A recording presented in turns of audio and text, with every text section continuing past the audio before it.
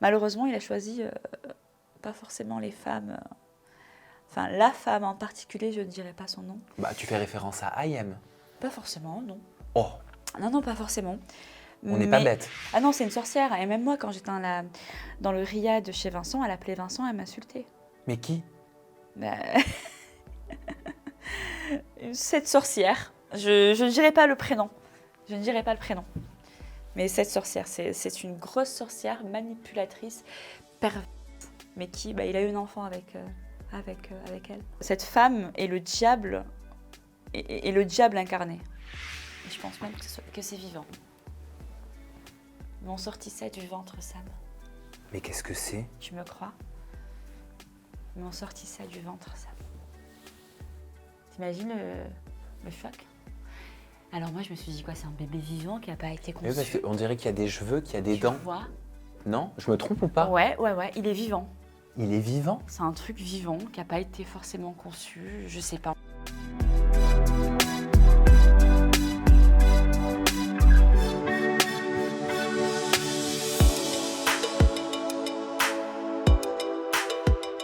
Je suis ravi, 7 ans après, de partager à nouveau une interview avec une jeune fille à l'époque que j'avais rencontrée, tu te souviens? Bien sûr. C'était pour les Anges Neufs, c'était il y a 7 ans. Très longtemps, Sam. T'étais un petit bébé, t'avais 20 ans. Et non, ouais, un bébé. Oh, j'ai bien grandi, hein. T'as bien grandi, t'as bien pris en maturité. Il s'est passé beaucoup de choses Bien dans sûr. ta vie. Il y a tout un monde entre ces Anges Neufs, Back to Paradise. Et aujourd'hui, tu vas nous raconter ton histoire, Avec Nesma. plaisir. Une histoire qu'on ne connaît pas, étant donné que tu es complètement sortie de la sphère télé-réalité. Je ne sais pas si on pouvait dire influence. Pas encore à l'époque. Hein. Non, pas influence, mais le milieu de la télé-réalité, oui. J'avais totalement arrêté à ce moment-là et s'en est passé des choses, comme tout le monde. Mais ouais, Et tu vas pouvoir nous raconter tout ça. Mais avec avant, plaisir. Nesma, j'aimerais te montrer cette petite photo. Oh là là, j'ai peur. C'est un avant-après. Oh là là. Tu sais que, attends, trêve de plaisanterie, je me suis jamais vue une seule fois dans Les Anges de la télé-réalité. Je n'ai jamais voulu voir un épisode. Pour quelle raison? J'ai vu passer ma tête sur YouTube et je me suis dit absolument pas. Je me trouve horrible, Sam. Non, je me trouve horrible. Pourquoi tu te trouves Je horrible? me trouve horrible. Je suis pas du tout. Comment on appelle ça? Photogénique, c'est un photo. Télégénique? Je suis pas du tout télégénique. Sam. Mais pourquoi tu te Je me juges trouve si horrible. sévèrement? J'ai l'impression d'avoir fait 10 000 injections sur mon visage, d'avoir un visage totalement asymétrique. C'est mon avis à moi, c'est mon avis personnel. Hein. Bien En même sûr. temps, tu ne diras pas le contraire. Mais c'était le cas? Tu avais tout un tas d'injections? Absolument pas. À l'époque, il me fait voir. Tiens. Je te remercie. Non, à l'époque, j'avais fait que les lèvres. D'ailleurs, à l'époque, aujourd'hui aussi. Non, j'avais fait que les lèvres. J'avais refait mon nez Tu avais le crâne rasé. et j'avais le crâne rasé, ouais. Ça venait d'où? Ça tape. C'était un choix? Alors, d'ailleurs, il aurait fallu que je te retrouve la vidéo de cette fameuse soirée. Non, en fait, j'ai voulu me faire blonde, l'erreur d'une vie. Parce que quand tu es brune, aux cheveux bouclés et d'origine maghrébine, ne faites pas l'erreur de vouloir vous faire blonde. Et du coup, je suis allée chez un coiffeur qui m'a totalement, excuse-moi le terme, niqué mes cheveux. Ah, il t'a saccagé. Il m'a saccagé mes cheveux. Il faut savoir que j'avais les cheveux au niveau des fessiers. Ouais. Et je suis repartie chez lui avec les cheveux complètement brûlés. Blonds, hein, ça c'était sûr. Ils étaient blonds, mais complètement brûlés. De la paille, comme on dit. De la paille horrible. Et il faut savoir que j'ai fait cette coloration 1 semaine ou 2 semaines avant d'intégrer le programme des Anges. Et il faut savoir, quand tu fais le casting, ils ne veulent pas de modification physique, et ce que je ne savais pas. Donc ils m'ont dit, Nesma, il faut absolument que tu trouves une solution pour pouvoir venir tel qu'on t'a repéré. Donc, ils ne voulaient pas que tu participes aux Anges crâne rasé. Ils me l'ont fait comprendre.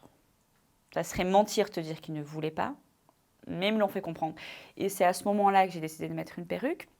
Mais à un moment donné, je me suis dit, je suis très très belle comme ça, parce que T'étais très belle. contrairement aux vidéos, en vrai, c'était autre chose. C'était meilleur. Et je leur ai dit, bah non, je m'assume totalement. Alors, moi, je m'assume. Pourquoi vous ne voudrez pas que je l'enlève? Et c'est à ce moment-là ils ont décidé de me dire, ok, Nesma, tu peux l'enlever. D'ailleurs, j'étais avec Loana à ce moment-là. J'adore cette femme, elle est géniale.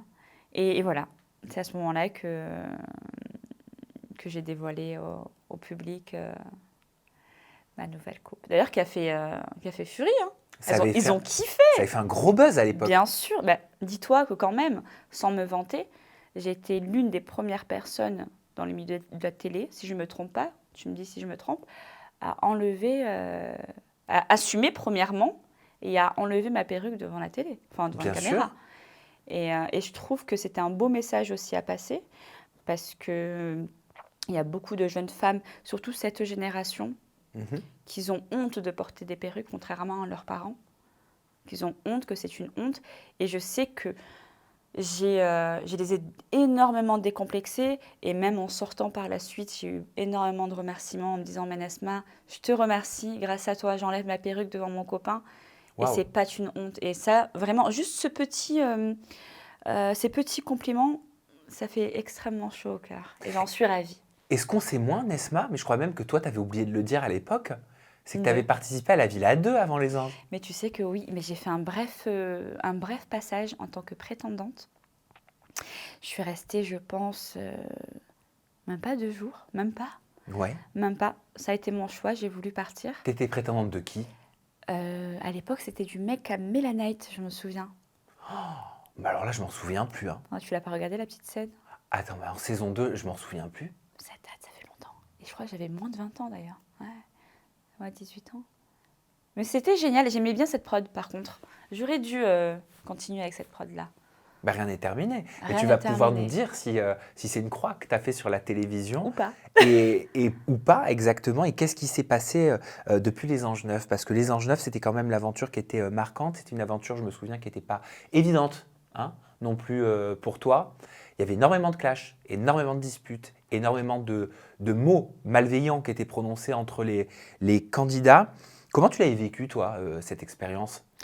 Alors, il faut savoir que du moment où je suis rentrée dans les anges, pas les anges anonymes, dans les anges avec les Mila, les Mélanite et tout ça, c'est de là où a commencé ma dépression, Direct. directement. Tu sais, une dépression, c'est, comment on dit ça? Ça ne prévient pas. Ou non? Sam, je ne sais pas si tu as pu Ah, en avoir, je suis avoir sujet à la l'occasion dépression de... régulière. C'est vrai? Oui, mais j'ai pas de honte de le dire. Il faut pas. J'avais honte, mais il faut pas. Et alors, il y a une différence. Il y a une différence entre une déprime passagère Mhm. et une dépression. Ah oui. Parce qu'une déprime passagère, tout le monde est sujet à ça. Oui. Ça peut être dans une journée et ça passe. Mais une dépression, ça peut durer quelques mois, quelques années même. Et c'est hyper délicat d'en parler à ses proches parce que tu as peur du jugement. Oui, puis on a quelque part cette honte, un peu, tu sais, de tout le temps être mal. Et de tout le Ouais. temps dire, non, je vais pas bien. Ça va pas. Tu as l'impression, tu sais, d'être la personne qui est tout le temps négative, qui est pas de bonne Toujours. compagnie. Toujours. Et c'est dur, ça. Et tu sais ce que je dis souvent, la phrase que les gens disent souvent, c'est souvent la personne qui rit le plus qui est la plus mal. Oui. Et c'est véridique. Je suis une personne qui rigole tout le temps. Je suis quelqu'un de profondément gentil, qui rigole tout le temps. Et malheureusement, on n'arrive pas à déceler, on n'arrivait pas parce que c'est du passé, à déceler ce mal-être en moi. Et quand c'est arrivé d'un coup. Et ce mal-être, il te tombe dessus comme la foudre dans les anges. Exactement, mais encore plus quand je suis sortie des anges. Encore plus. Et tu as cette phrase, excuse-moi, après on passe à ce sujet-là, tu as cette phrase qui m'énerve, les gens qui te disent « Oui, mais la dépression, c'est une question de volonté. Mhm. Et ce que je leur réponds, il faut savoir que le noyau de la dépression, c'est la volonté. Je ne peux pas surmonter la volonté parce que c'est la volonté elle-même qui est touchée dans une dépression. Il faut savoir que les dépressifs, pour la plupart des cas, veulent faire plusieurs choses. Moi, quand j'étais dépressive, j'avais plein d'idées en tête. Je voulais me lever le matin, je voulais faire des choses, je voulais faire du sport. Mais quand tu as le manque de volonté, tu ne peux rien faire, même avec l'envie. Tu vois ? Et ça, c'est super important. Il faut arrêter de dire cette phrase aux gens dépressifs. Non, mais c'est une question de volonté. C'est souvent des personnes qui n'ont pas connu cet état-là. Exactement. Et je ne leur souhaite pas, hein. Et je ne leur souhaite pas non plus. Alors, comment elle te tombe dessus, cette dépression? Est-ce que tu sens que c'est une dépression pendant que tu es en tournage? Quelles sont les causes de ce mal-être en tournage dans Les Anges Neufs? Alors, je pense, déjà, tout se passe en enfance, Sam. Et ça, tu mets du temps à t'en rendre compte. Par exemple, la première fois où on avait fait l'interview, j'avais pas encore eu ce déclic de me dire du pourquoi, du comment, je me sens mal, je me suis sentie mal. Je n'arrivais pas à déceler cette sensation et le pourquoi. Avec du recul, je te dirais que tout se passe en enfance. L'enfant que tu es, ce que tu subis en enfance, fera de toi la personne dans le futur. Mais tu voulais soigner quelque chose à ce moment-là, Bah, inconsciemment? tu sais, on a tous nos maux, on a tous nos problèmes, on a tous notre histoire, certes. Mais moi, je pense qu'il m'a causé ce mal-être. Déjà, ça a été mon papa. Et puis, j'ai pas grandi dans une famille très aimante. Enfin, je rectifie, j'ai une mère extraordinaire que j'aime de tout mon cœur. Mais il faut savoir que j'avais 3 frères et sœurs du précédent union de ma maman qui ne m'ont pas du tout acceptée. Donc déjà, j'ai grandi, quand un enfant grandit avec Le rejet? le rejet, c'est super dur. Parce que toute mon enfance, et j'en suis consciente actuellement, j'ai fait un énorme travail sur moi-même, tu grandis toute ton adolescence, et même toute ta vie de jeune femme, en cherchant, je parle doucement pour chercher bien mes mots, en cherchant l'approbation des autres dans leur regard. Tu vois ce que je veux te dire? Complètement. L'acceptation. Oui. Et tu grandis toujours en recherchant l'acceptation. Oui, donc quand tu recherches l'acceptation, tu recherches à être aimé, donc tu te modifies, tu te transformes, tu te travestis, tu te déguises. Exactement. Et quand tu n'es pas aimé ou que tu n'as pas l'approbation, bah, tu n'es pas bien. L'absence d'un père, ça y joue énormément pour une femme. Je dis toujours qu'une femme qui a vécu avec son père ne sera jamais la même qu'une femme qui a grandi sans son papa. Je dis une femme, j'en suis en l'occurrence une femme. Mais le schéma familial dans l'enfance est super important pour la construction de l'adulte. Tu m'as compris? C'est super important. Une femme qui va grandir avec 2 parents aimants, qui s'aiment, quelques disputes, c'est tout à fait normal, qui s'aiment, aura un schéma plus tard avec ses copains tout à fait sain et normal. Moi, dans mes relations amoureuses, et j'ai pas honte de le dire, ça a toujours été des schémas catastrophiques. Et bizarrement, je reproduisais toujours les mêmes schémas. Des fois, on dit, mais pourquoi on attire le même style d'homme? Parce que inconsciemment, tu recherches, excuse-moi le terme, hein, tu recherches la merde. Tu recherches les disputes, parce que c'est ta zone de confort. Tu penses que c'est pour ça que tu as été casté? Est-ce que c'est pour ces failles-là que tu as été casté? Alors, je ne sais pas s'ils l'ont décelé. Je sais pas si... Non, moi, je pense pas, parce qu'à l'époque, tu sais, j'étais refaite. Je venais de faire ma poitrine. J'étais brune aux cheveux longs. C'était un peu, parlons vulgairement, hein, la beurette. T'as bugué. Pas la beurette, mais la bimbo. Non, non, non, j'ai pas bugué. J'ai pas Ah, bugué. Parce que si tu dis ça, c'est qu'il y a une raison. Ça veut dire peut-être que tu estimais qu'à ce moment-là, ils recherchaient ce type de jeune fille-là que toi, tu nommes beurette. C'est ça?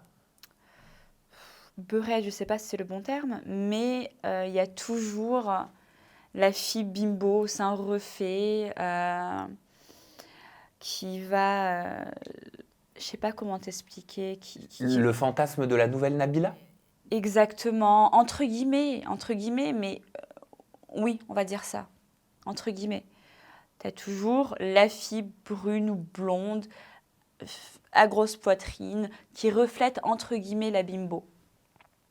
Tu vois, dans un programme TV, il y a toujours plusieurs personnalités Mhm. différentes, mais tu as toujours quand même, si tu as remarqué, Oui. la bimbo. Et tu étais consciente d'être ce personnage-là? Tu sais, j'avais 19 ans, Sam. J'étais un enfant. J'étais un bébé et j'étais pas du tout À l'heure où je te parle, je sais que je suis construite psychologiquement et je sais mes failles, je sais mes qualités, je sais mes défauts. Je me connais, pas à 100% parce qu'on ne se connaît jamais à 100%, mais je me connais assez pour te dire qu'à l'époque, j'étais pas construite du tout. J'étais très faible psychologiquement. J'étais quelqu'un de très naïf surtout, très très naïf. Et dans ce milieu-là, quand tu es naïf, tu te fais bouffer. Tu t'es fait bouffer? Dans quel sens? Pas. Bouffer, Moi, je te parle vampiriser, en termes, manipuler, exploiter. peut-être pas dans le milieu de la télé-réalité, mais en sortant, bien sûr, bien sûr, bien sûr, bien sûr. Euh, Tu te rends compte, et surtout, hein, tu sais, à l'époque, je t'avais dit, désolée, je change beaucoup de sujets, je change beaucoup de sujets comme ça. Euh, Qu'est-ce que j'allais te À dire? l'époque, tu m'avais dit, Ah oui. À l'époque, quand je suis sortie de la télé-réalité, je t'avais dit, je me rappelle en interview, que je regrettais d'avoir fait de la télé-réalité. oui, Il me semble, si je ne oui. me trompe pas. Avec du recul, je te dirais pas du tout. Tu sais pourquoi pas du tout? Parce que tôt ou tard, peut-être que je l'aurais su, mais ça m'a tellement montré rapidement la nature humaine.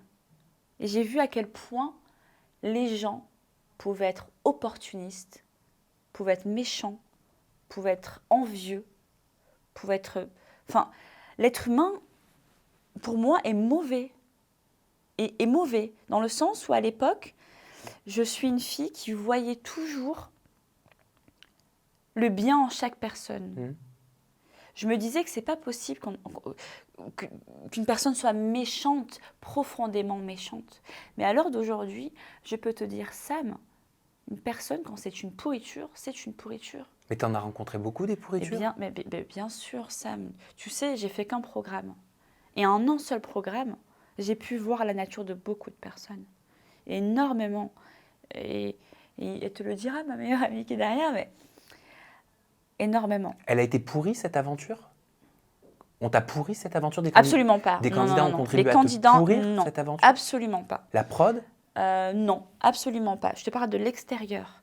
Non, non, j'ai vécu une aventure. J'ai été beaucoup aimée. Heureusement. Je sais qu'il y a des aventures et des personnes qui souffrent le martyre, qui se font lyncher matin et soir. Je touche du bois, il n'y en a pas. Je touche ma tête. J'ai pas eu ce genre de situation. Je te parle de l'humain en lui-même à l'extérieur. C'est-à-dire que quand tu sors d'une aventure, les gens qui te sollicitent, alors qu'avant ne te parlaient même pas, ne te regardaient même pas. Et c'est à ce moment-là que je me suis rendu compte que la nature humaine était profondément mauvaise, en fait. Je vais te poser une question à laquelle Dis-moi. je vais te demander de Excuse-moi. me répondre. Tu parles de l'après, tu parles d'opportunisme, tu parles de personnes qui ne te contactent pas et qui se mettent à s'intéresser à toi à la sortie, au moment de cette médiatisation.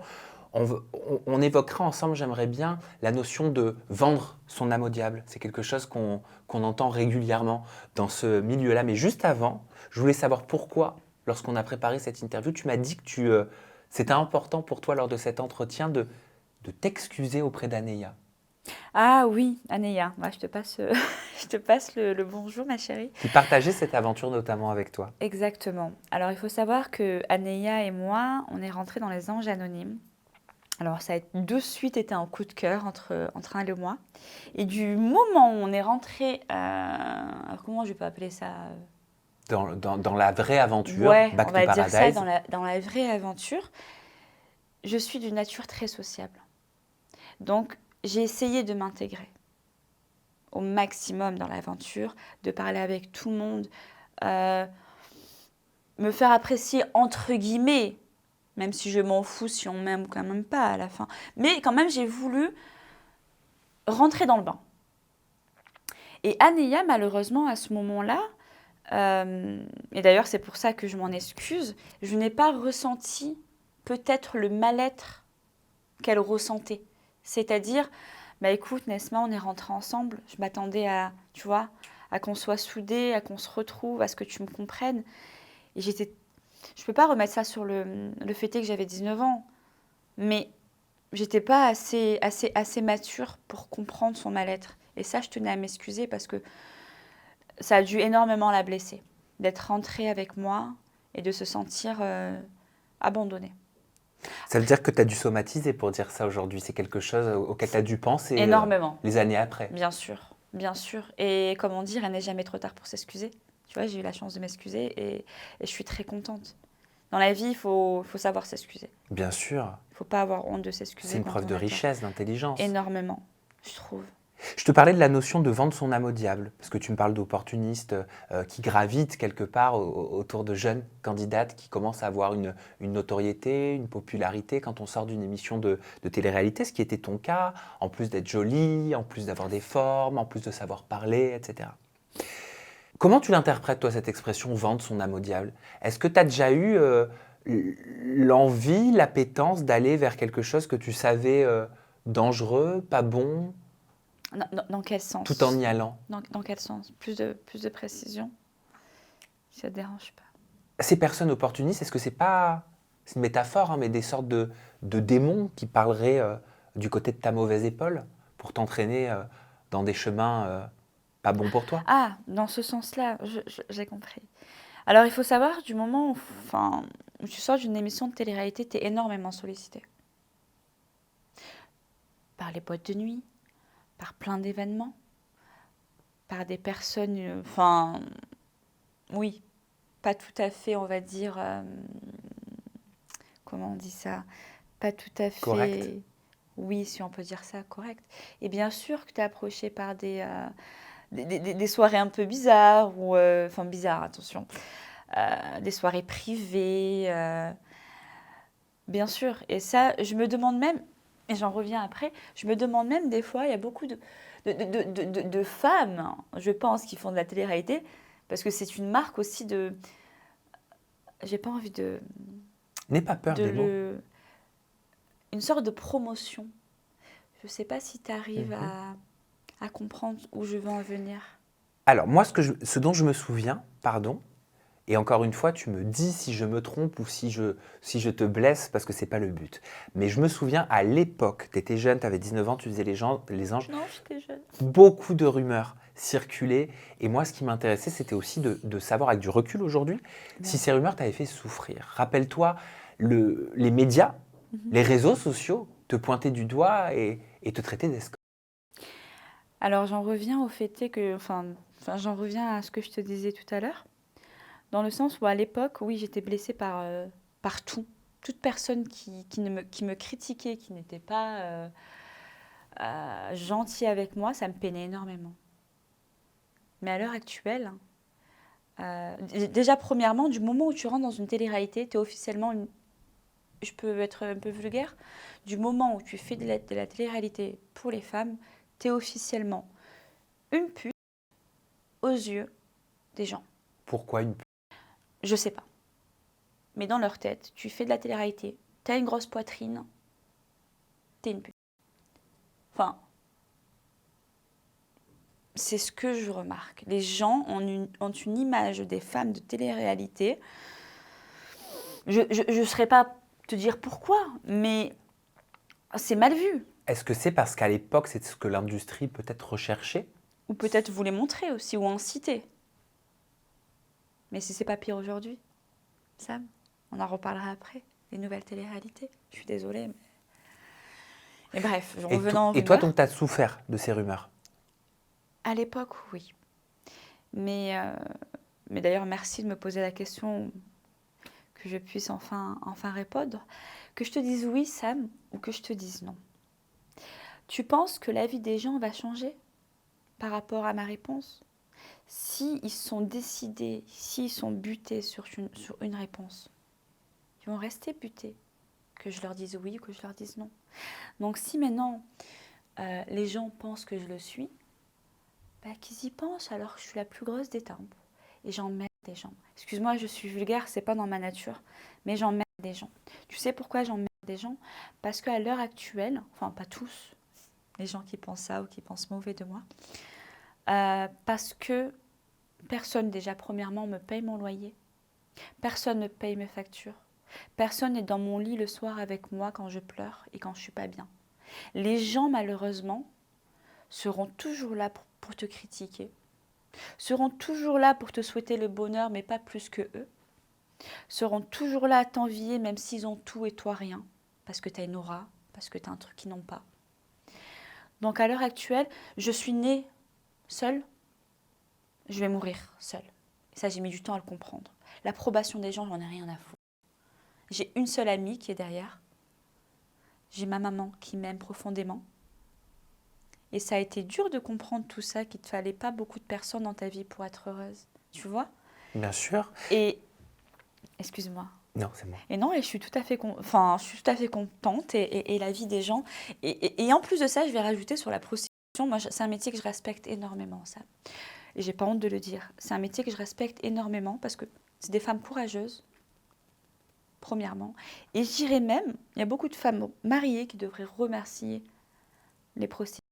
Parce que pour moi, beaucoup de mariages tiennent grâce à elles. C'est mon avis personnel, j'en dirai pas plus. Mais je pense que oui, beaucoup de mariages tiennent par rapport aux prostituées. Quelles sont ces soirées dont tu parlais, ces soirées privées auxquelles entendent que nouvelle candidate de télé-réalité, tu étais potentiellement invitée ou les candidates sont invitées? Alors, je pense que tu le sais déjà, mais je ne sais pas ce qu'il y a avec cette mode. C'est que les footballeurs sont super attirés par les femmes de télé-réalité. Tu dois t'en rendre compte. Je le sais. C'est hallucinant. Et ça, j'ai jamais su pourquoi. Mais par Sam, contre, hein. peu de femmes de télé-réalité acceptent d'en parler.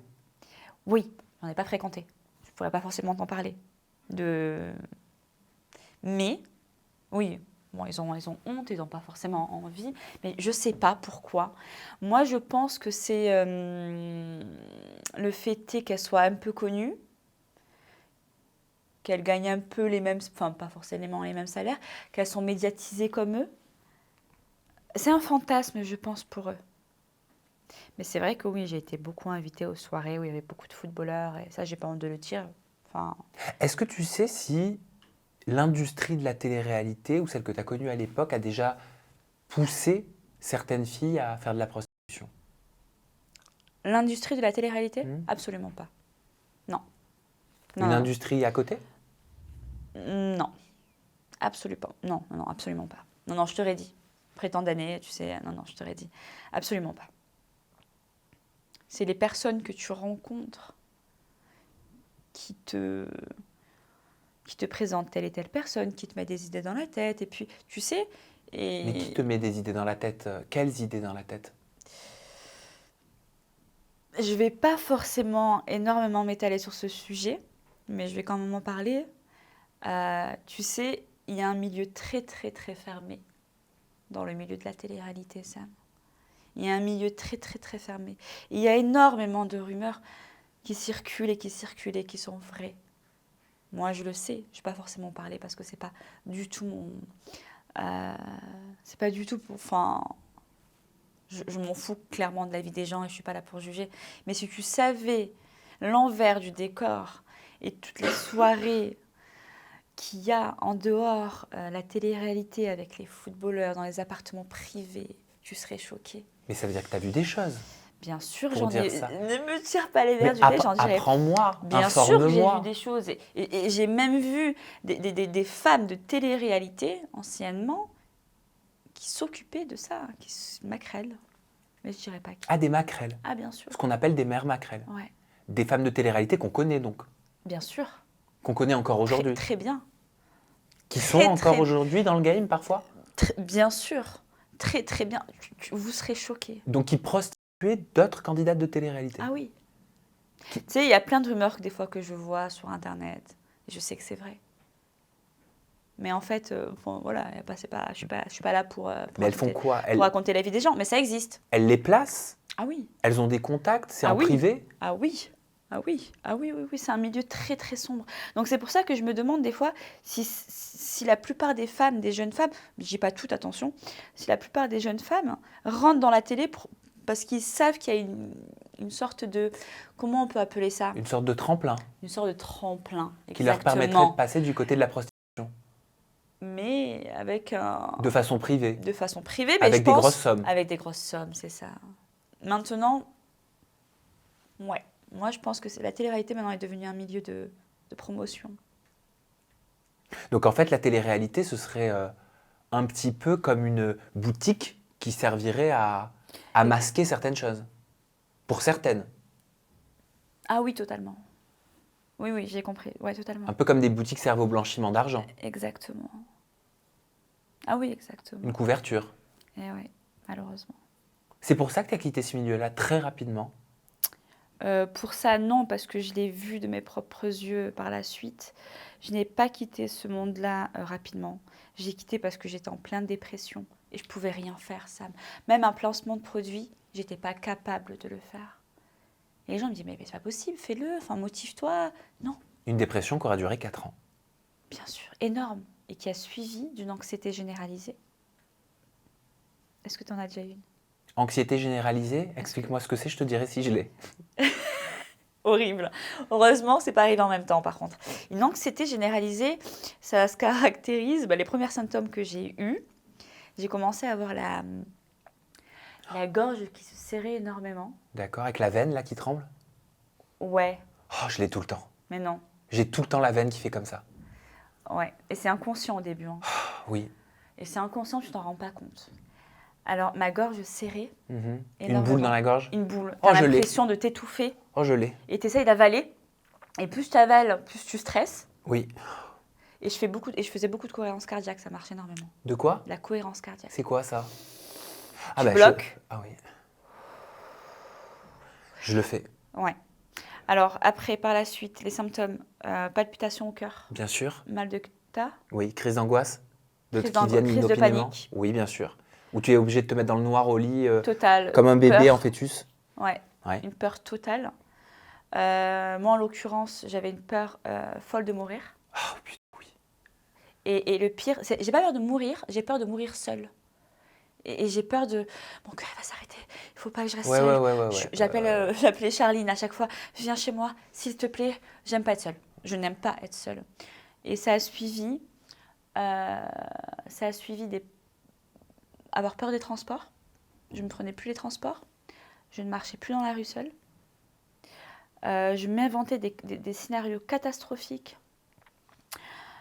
C'était horrible. L'anxiété généralisée, c'est horrible. Et j'ai rendez-vous là bientôt chez un psychiatre pour pouvoir travailler sur ça.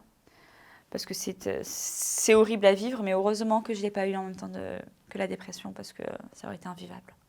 Oui, puis je sais que tu m'avais parlé d'une forme de honte à reprendre un travail dit commun, entre guillemets, c'est-à-dire que après les anges, tu t'es mis à travailler, tu avais un poste de vendeuse en lingerie, tu travaillais également en chez restauration, et pour toi, parfois tu vivais certaines journées comme une honte, tu les subissais. Certaines, je dirais tous les jours, Sam. Tous les jours.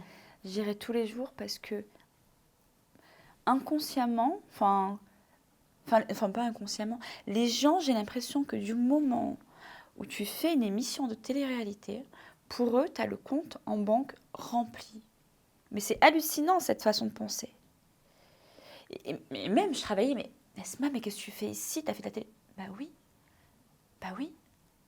Mais ça ne me paye pas mon loyer, moi, la télé-réalité. J'ai été payée 2 000 € la télé-réalité. On m'a arnaqué sur mon contrat, Sam. T'étais payé 2 000 €? Bien sûr. Combien J'ai arrêté mon CDI pour ne gagner que 2 000 € Pour les anges. pour les anges. Pour combien de temps de Et tournage? encore, je suis gentille, 2 000 €.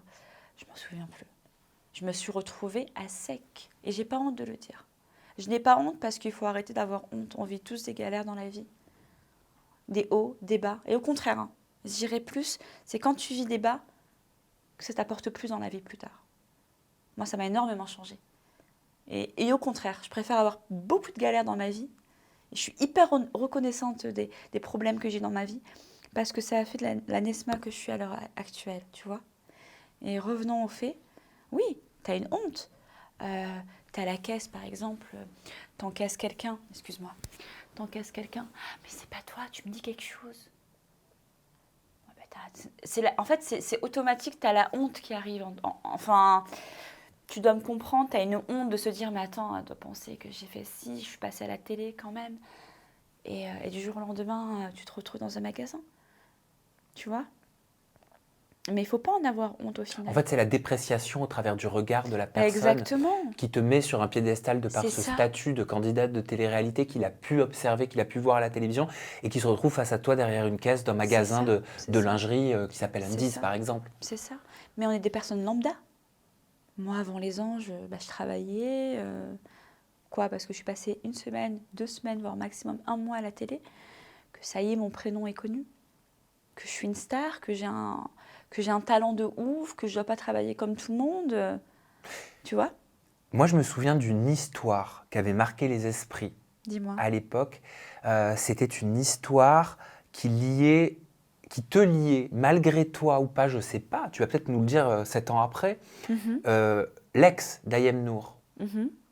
Vincent Miclet. Oui, c'est très gentille personne, je l'apprécie énormément à Et l'heure toi, actuelle. et je me souviens qu'à l'époque, ça faisait la une Ah des oui, oh médias, là hein. là, oh là là. Il y a ça aussi. Tu peux pas faire un pas sans que ton prénom ressorte sur les médias. C'est hallucinant. D'ailleurs, je suis bien contente à l'heure Comment actuelle. ça se fait que c'était ressorti? Comment vous étiez rencontrés? Alors, on s'est rencontrés par rapport à un ami à moi.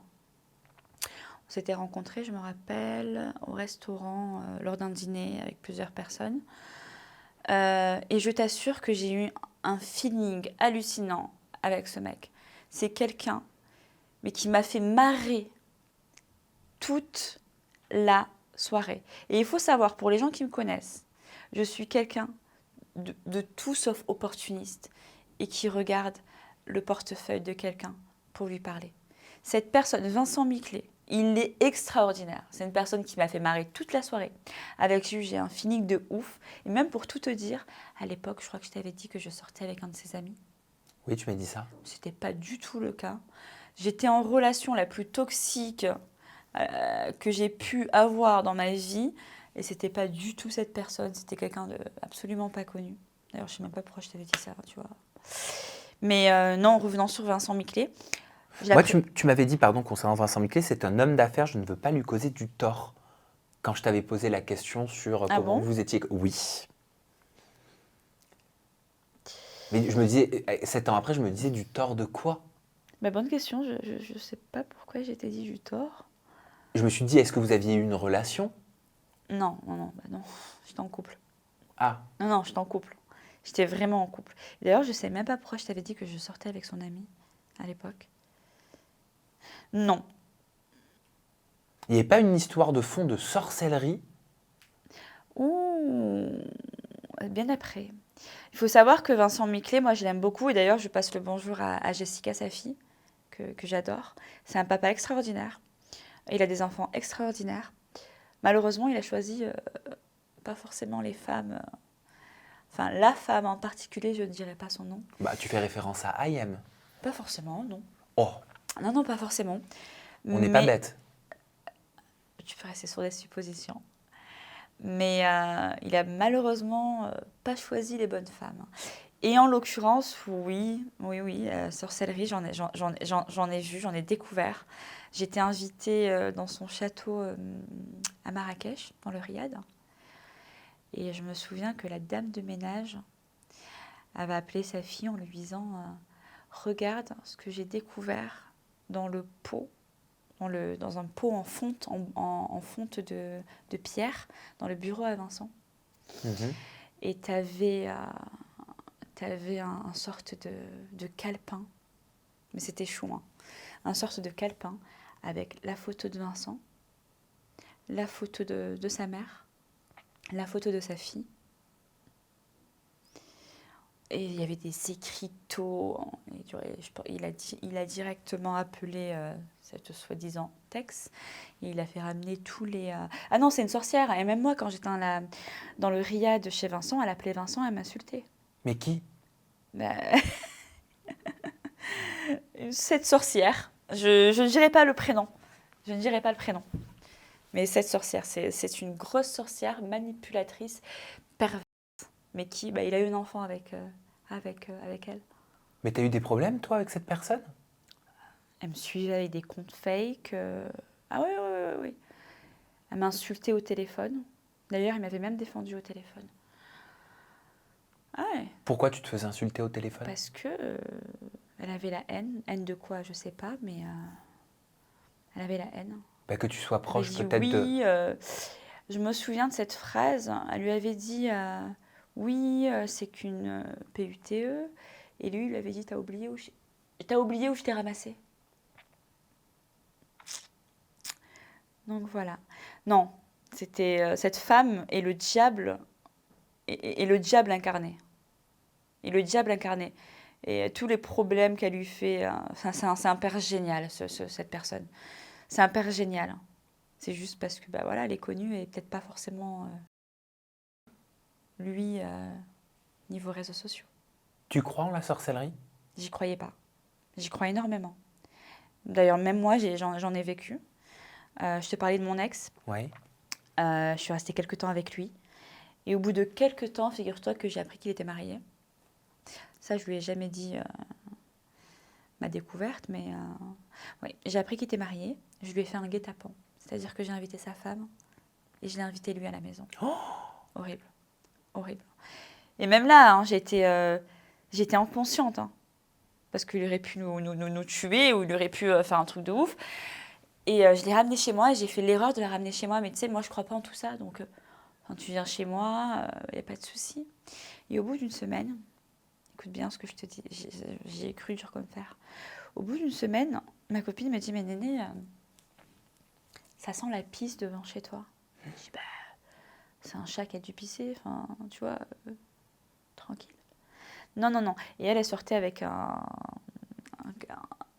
Camerounais, je sais pas, mais il y croyait énormément au rite, à la sorcellerie. Et elle m'a dit, non, non, non, moi je m'y connais, ça sent, parce que je pense qu'il y a une différence entre le pipi humain et le pipi des animaux, il me semble, si je ne me trompe pas. Et elle me dit, non, non, non, non, c'est de la pisse humaine, c'est bizarre, c'est devant chez toi sur ton paillasson. Tu prends une bouteille, et écoute bien, ça m'a choquée cette soirée. Tu prends une bouteille, tu fais pipi dans la bouteille, et tu la jettes sur le pipi, genre en mode un truc de contre... d'annulation. Ouais. Et je fais ça, et je jette. Écoute la soirée d'horreur que j'ai passée, ça. Au bout de 1 heure, je vais aux toilettes. Ok, je reviens. 1 seconde après, je reviens aux toilettes. C'est bizarre. Et ça me brûlait, ça me brûlait, ça me brûlait, ça me brûlait. Je commence à avoir de la fièvre et je vais dormir. Ce soir-là, j'ai vécu un calvaire. Je suis partie aux urgences, pliée en 4 au niveau de la vessie. Excuse-moi. Je suis arrivée à l'hôpital. Ils m'ont dit, madame, et je ne savais pas d'ailleurs qu'on pouvait en arriver là, vous aurez dormi, vous serez mort dans votre sommeil parce qu'on peut mourir d'une infection urinaire. J'ai dit quoi? Bon, pipi, lien avec le pipi. Je me suis dit, c'est quoi ce truc de fou? Je déménage. J'habitais à Boulogne à l'époque. Je rentre de vacances. Je retrouve de la merde sur ma porte. Je te retrouverai les vidéos. De la merde, des épices. Je dis, mais c'est quoi ce délire? Et de là, à partir de ce moment-là, du moment où je suis rentrée chez moi, une dépression encore plus horrible que la première. Je cassais des verres. Tous les verres que je tenais, je les cassais. Et cette personne-là, je n'arrivais plus à la voir. C'était... Quelle personne? Il me dégoûtait, mon ex. Cet ex. Ouais. Et je suis partie voir quelqu'un, je suis partie me faire soigner. Et la personne que je suis partie voir m'a dit le prénom de sa femme. Comment elle aurait pu le savoir? Je suis partie au Maroc. Je dis, c'est pas possible. Elle m'a dit le prénom de sa femme. Et elle m'a dit, cette femme t'a fait quelque chose. C'est pas ma faute, hein, c'est lui qui te trompe. D'ailleurs, je suis pas. C'est ridicule. Tu trompes ta femme. Fais un truc à ton mari pour le tenir en laisse à la rigueur. Tu fais pas un truc à la maîtresse. Il y en a d'autres qui l'ont fait. Ah ouais? Ouais.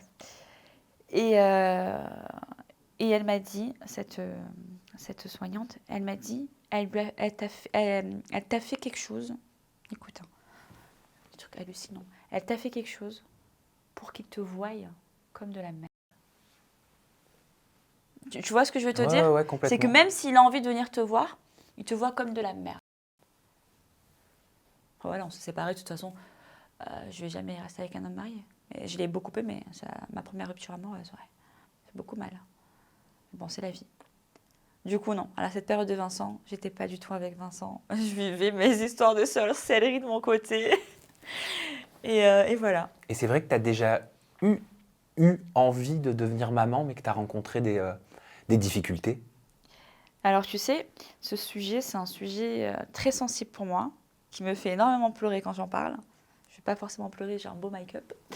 Mais alors, j'étais en relation avec quelqu'un pendant 4 ans, 4-5 ans. Enfin, 4 ans.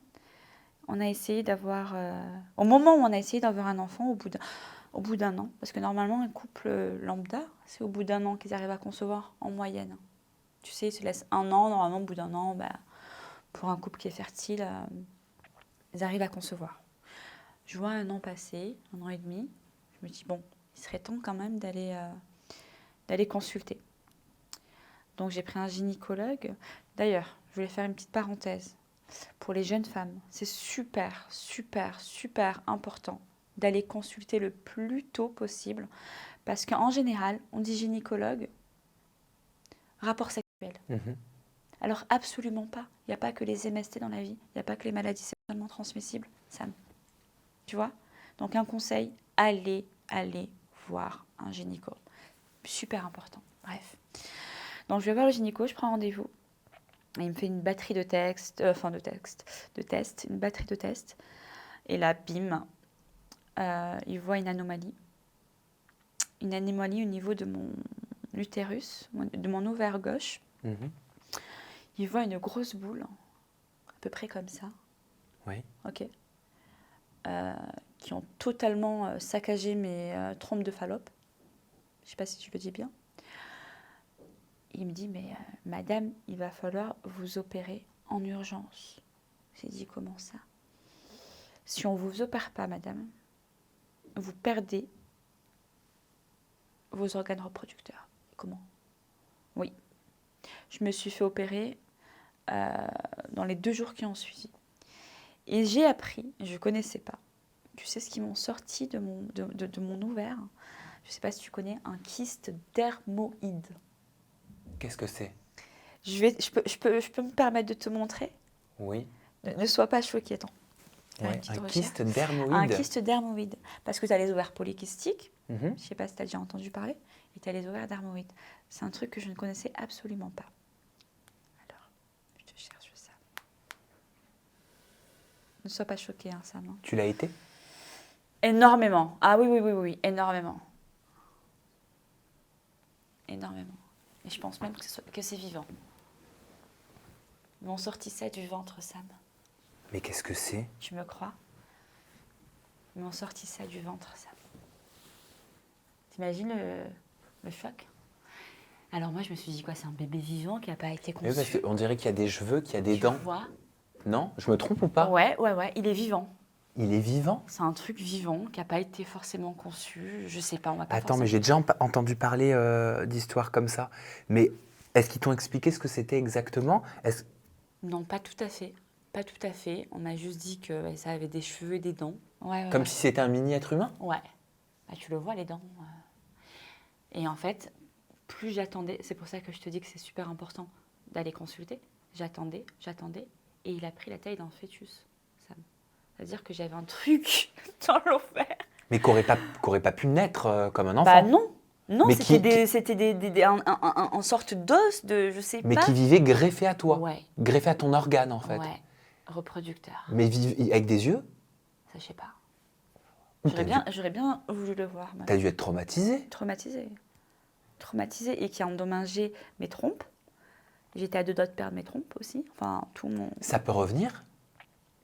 Oui. Oui, ça peut revenir. Ah ben, je vis avec l'angoisse et le stress que ça revient. C'est mon rêve, moi, de donner naissance. C'est l'un de mes... C'est mon premier rêve. Et même des fois, c'est pas forcément méchant ce que je vais dire, mais j'ai l'impression que des fois, la vie, elle est injuste, dans le sens où il y a des femmes, et c'est pas de la jalousie, hein, attention, hein. Il y a beaucoup de femmes qui enfantent, qui n'ont pas du tout de problème à ce niveau-là et qui ne veulent pas de leur enfant, qui avortent, qui s'en occupent mal, par exemple. Et pour nous, les femmes qu'on galère, mais vraiment, c'est une galère. C'est des soirs à pleurer, des soirs à se demander pourquoi pas moi. Donc on n'en arrive pas à en avoir. La vie, elle est injuste des fois, par contre. Super injuste. Mais bon. Ta vie, elle n'est pas finie du tout. Elle n'est pas finie. T'as même pas 30 ans. Je positive énormément. Il faut. Je te rassure. Un jour, je te l'annoncerai. Peut-être. Mais j'espère que tu me l'annonceras, Nesma. Oui. En tout cas, moi, je suis ravie d'avoir pu échanger, papoter comme ça avec toi des années après. J'aime beaucoup, et souvent je le dis, Totalement. j'aime beaucoup mon métier pour ça. Parce que mon métier, il dure maintenant, ça fait 9 ans, ça va faire 10 ans bientôt. Et plus les années passent, et plus je me dis, ah, c'est trop cool, des personnes que j'ai pu rencontrer des années auparavant, que j'ai vues, tu vois, que je vois éclore différemment, évoluer différemment, entendre avec un discours qui n'a rien à voir avec celui que j'ai pu entendre avant. Non, Même si il y a quand même l'énergie, et il y a la bonté, la bienveillance, tu vois, qui est là, tu retrouves des marques comme ça. J'aime mon métier pour ça, quoi. Et d'ailleurs, je tenais à te féliciter pour le parcours que tu as et que tu auras, enfin, même plus. Tu as toujours été quelqu'un de gentil et surtout de loyal, contrairement à certains. Et ça montre que la loyauté et la gentillesse, ça paye dans ce monde. Bah, c'est gentil. Bah, je t'en prie. Et merci d'avoir été là Merci à toi. en interview 7 ans après. Merci à vous Merci à toi. aussi pour votre bienveillance et pour votre fidélité. On se retrouve très prochainement avec une nouvelle personnalité, toujours des confidences en toute intimité. D'ici là, prenez bien soin de vous et n'ayez pas peur de dire aux personnes que vous aimez que vous les aimez fort. Bye bye.